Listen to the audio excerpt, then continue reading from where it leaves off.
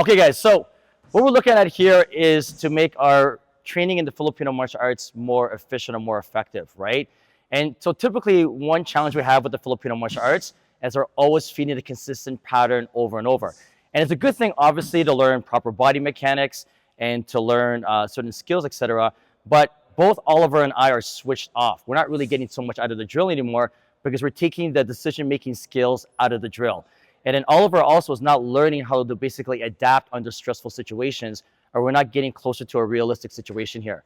So typically if I feed, like, for example, angles 1 through 5, it could be like this, a backhand here, a forehand across the stomach, and a backhand or a stab. You can see that Oliver's pretty comfortable here, right? We're just feeding the same pattern over and over, and both of us are kind of switched off.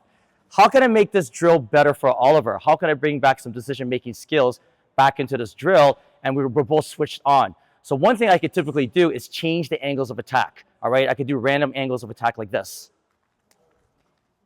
So you can see now that I'm breaking out of the pattern, and now Oliver has to make some choices now of what technique best serves him under that particular situation. It's not the same angles 1 through 5 in a particular order. I'm feeding in any random feed that I wish. Second thing we could do too is we could change the range. So typically we're always in this maybe middle range here. We could always be like in far range. We could be in close range. And again, we're just taking the decision-making skills or the adaptation out of the drill for Oliver here. To make the drill more challenging for Oliver, I could actually change up the range. So maybe I start from far. Maybe I close the gap. Maybe even closer. Back out to far.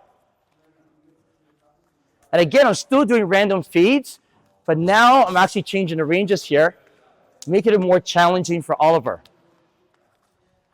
A third way we can make this drill more challenging for Oliver and to work on his adaptation skills is I gotta add fakes now.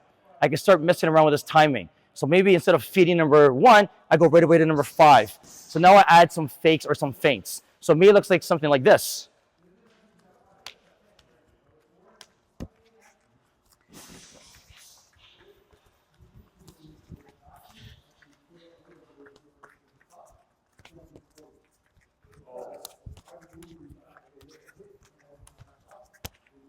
Perfect.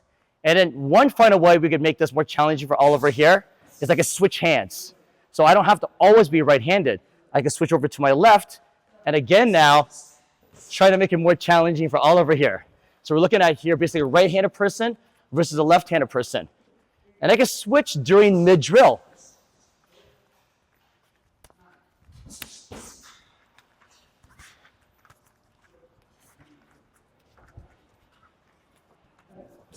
Now, is this realistic?